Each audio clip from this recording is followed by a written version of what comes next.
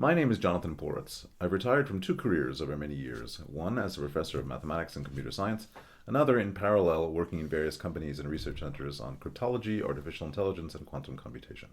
These days I think of myself as a gig worker in the open education movement. And my name is Kathy Giuffre. I'm a retired professor of sociology. I spent 30 years researching and teaching about communities, networks, social movements, and collective action. It often seems like today the world is going through a kind of slow apocalypse, with genocidal violence, devastating climate change, global pandemic, and on and on and on, all horribly exacerbated by an awful rightward trend in politics in so many nations. As people who want to do something to make the world a better place, we have found it hard not to despair. But then we remembered that our various careers and lives have given us tools which we find useful and which we hope may be useful to you as we try to resist the slide into dystopia.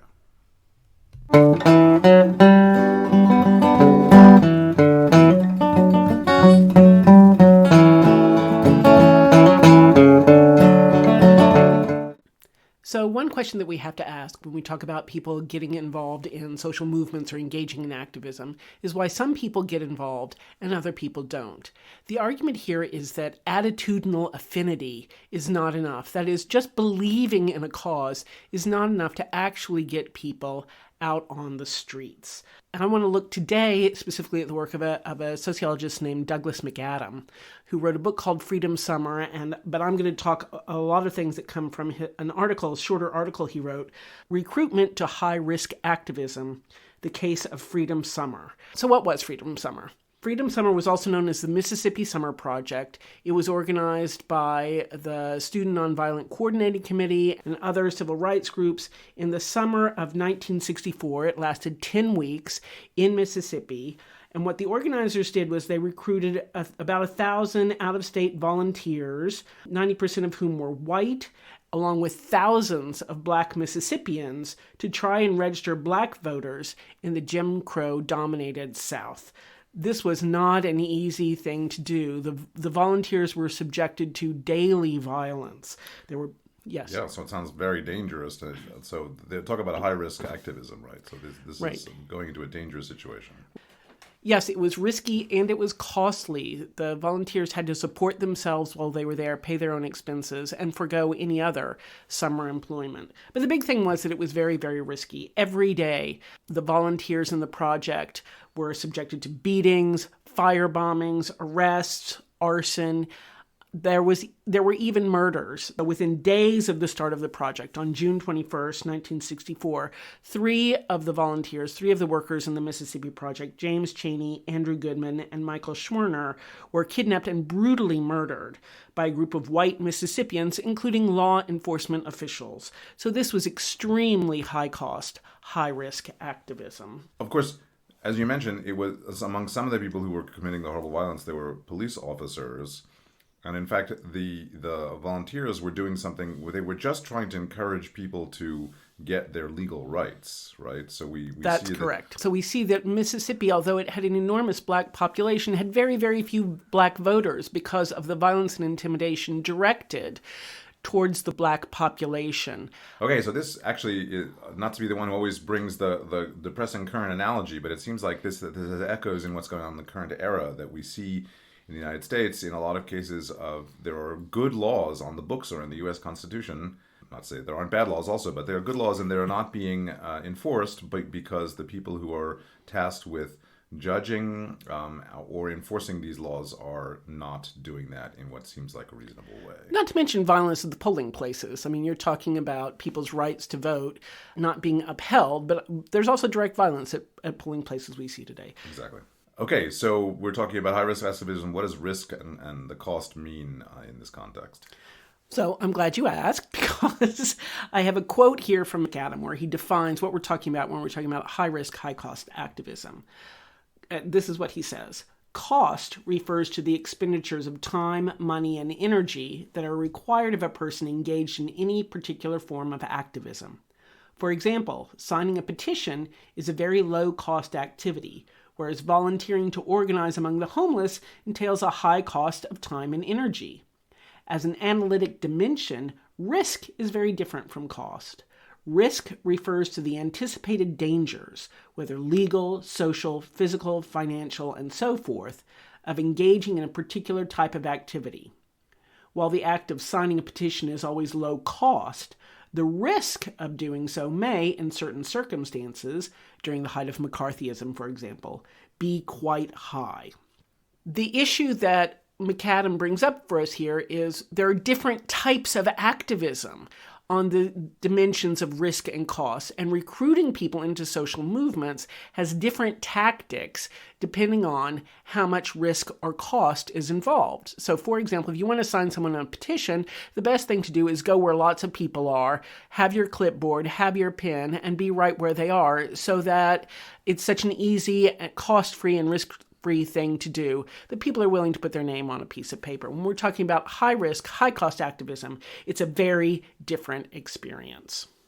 Right, so I've certainly seen people standing outside of grocery stores asking me to sign up for this or that, and it never even occurred to me that those might be risky, but certainly they're low-cost activities. Right, and it's actually quite low risk. The chances are relatively small that someone's going to perpetuate, say, a firebombing on you because you're asking people to sign a petition about a local ordinance in front of a grocery store. Right. That was not the case of Freedom Summer. So the question of how do people get involved in this sort of high-risk, high-cost activism, McAdam has studied that.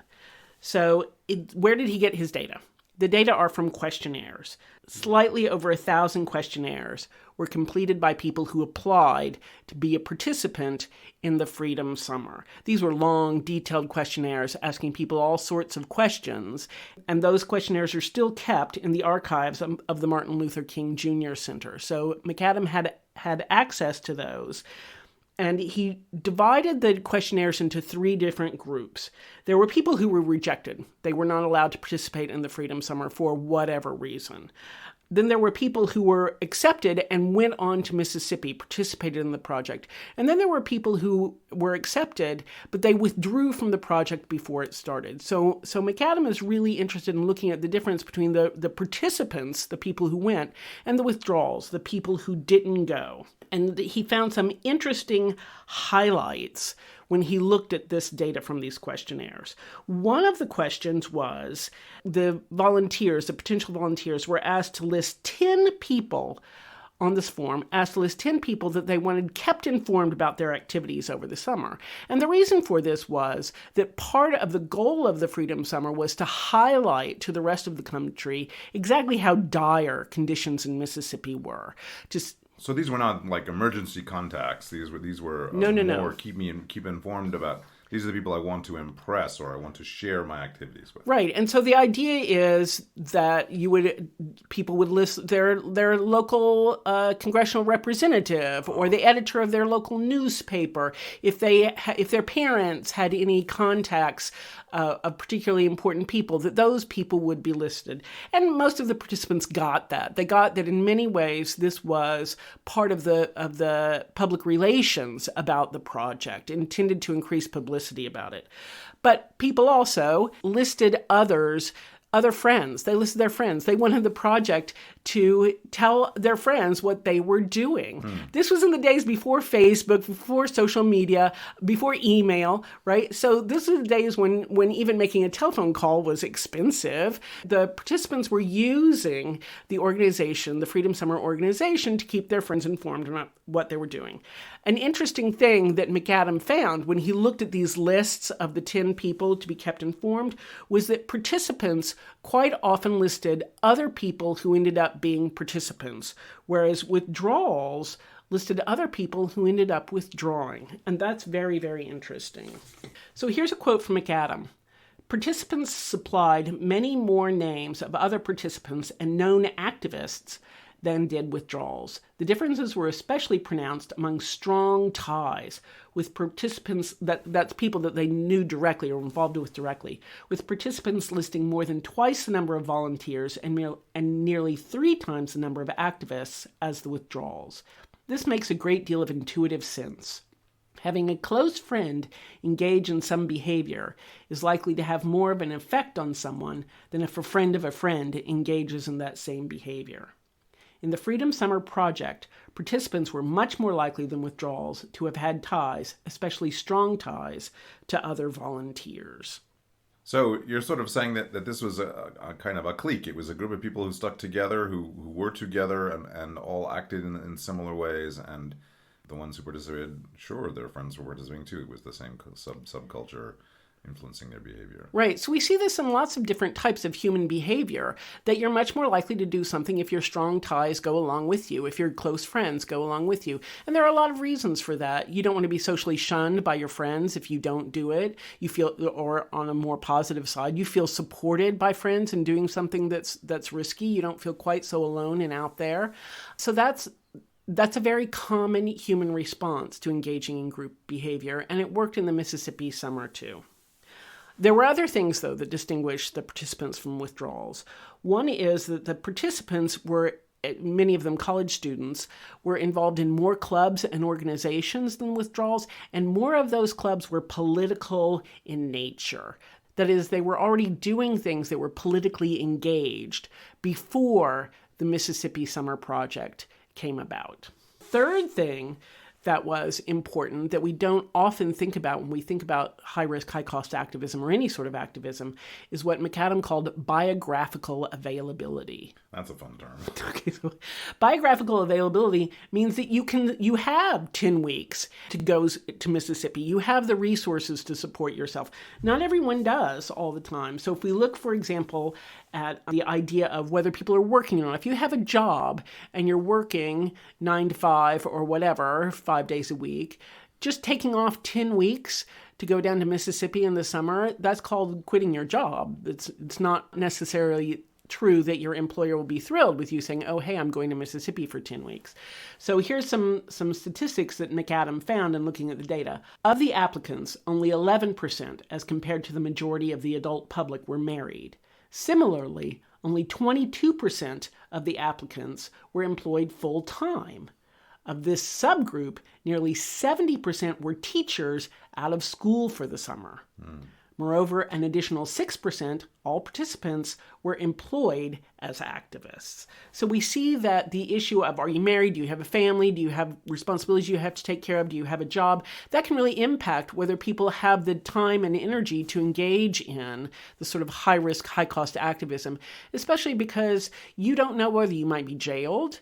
So even if it's high-risk, high-cost activism that only lasts for one day, like participating in a march, if there's a possibility that you'll be arrested if you're engaging in some sort of civil disobedience, you don't know that action is only going to last one day. It may last much longer. So some people are able to do that, whereas others are not.